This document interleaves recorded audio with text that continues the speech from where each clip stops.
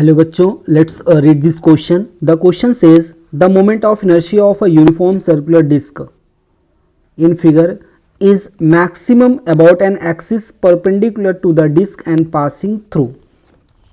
तो यहाँ पे एक डिस्क है, इसका मोमेंट ऑफ इनर्शिया हमें पता करना है किस एक्सिस के अबाउट यहाँ पे ये किस एक्सिस के अबाउट यहाँ पे मैक्सिमम होगा.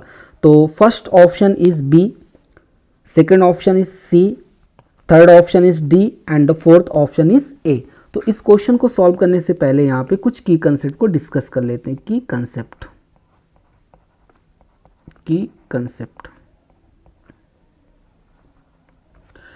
तो की कंसेप्ट में सबसे पहले यहां पे हम कंसीडर करते हैं कि हमारे पास एक डिस्क है.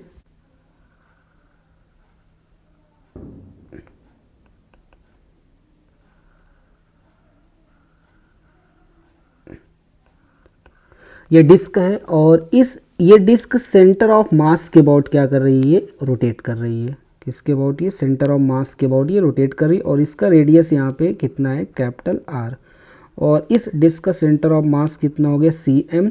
और इस पूरे डिस्क का टोटल मास यहाँ पे कितना है, कैपिटल एम. तब इस डिस्क का जो मोमेंट ऑफ इनर्शिया हो जाएगा about its centre of mass, ये कितना हो जाएगा, M R square divide by 2.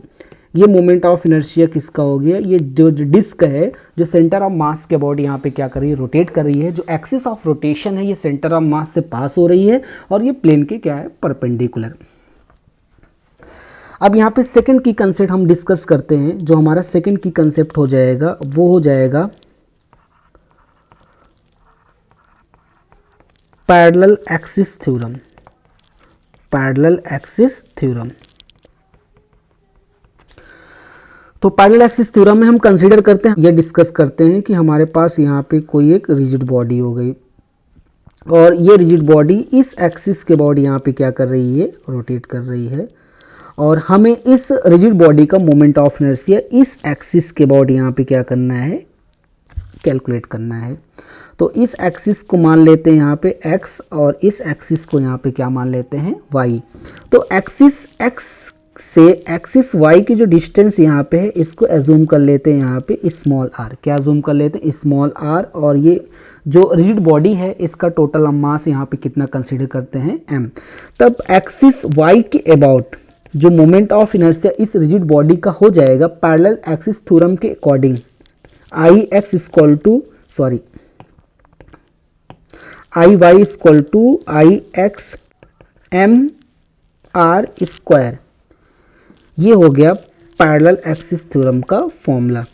यानी पैरेलल एक्सिस थ्योरम का जो फॉर्मूला हो जाएगा वो हो जाएगा moment of inertia axis Y, इस वाई के अबाउट जो मोमेंट ऑफ इनर्शिया इस रिजिड बॉडी का हो जाएगा वो हो जाएगा moment of inertia of rigid body about axis X plus इस वाई एक्सिस से जो परपेंडिकुलर डिस्टेंस आर उसका स्क्वायर इनटू एम. यानी आई वाई इक्वल टू हो जाएगा I X plus M R square. यानी अगर ये डिस्टेंस जितनी ज़्यादा होगी वो मोमेंट ऑफ इनर्शिया यहाँ पे उतना ज़्यादा हो जाएगा. अब इसकी कंसेप्ट की हेल्प से इस क्वेश्चन को सॉल्व करते हैं. तो इस क्वेश्चन का यहाँ पे जो सलूशन हो जाएगा,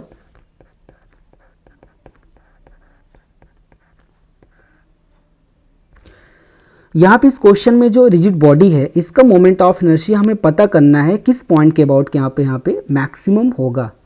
तो यहाँ पे एक पॉइंट है ए, दूसरा पॉइंट है डी, तीसरा पॉइंट है सी और यहाँ पे चौथा पॉइंट है बी.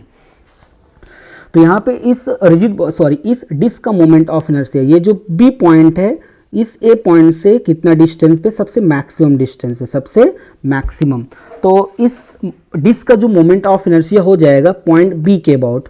तो पॉइंट बी के अबाउट जो मोमेंट ऑफ इनर्शिया हो जाएगा वो हो जाएगा moment of inertia about point A plus इस डिस्क का मास और परपेंडिकुलर डिस्टेंस. तो परपेंडिकुलर डिस्टेंस यहाँ पे एज्यूम कर लेते स्मॉल आर, तो ये स्मॉल आर हो जाएगा.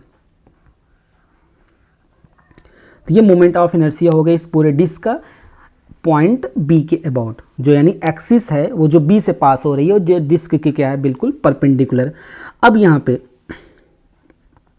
अगर यहाँ पे हम कंसीडर करते हैं जो ए से जो डिस्टेंस है वो स्मॉल डी वो सबसे कम है, उससे ज़्यादा डिस्टेंस क्या है, सी उससे ज़्यादा है, और सबसे ज़्यादा जो डिस्टेंस है वो सॉरी सेंटर से वो बी वाला है, यानी जो बी की डिस्टेंस है वो ज़्यादा है, यानी बी के अबाउट जो मोमेंट ऑफ इनर्शिया हो जाएगा इस पूरे डिस्क ज़्यादा हो जाएगा, यानी इस पूरे डिस्क का मोमेंट ऑफ इनर्शिया मैक्सिमम कहाँ पे होगा, बी पॉइंट के about. So final answer is B.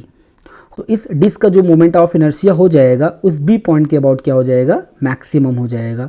So final answer is A option is the correct option. Hope you understood it well. Best of luck.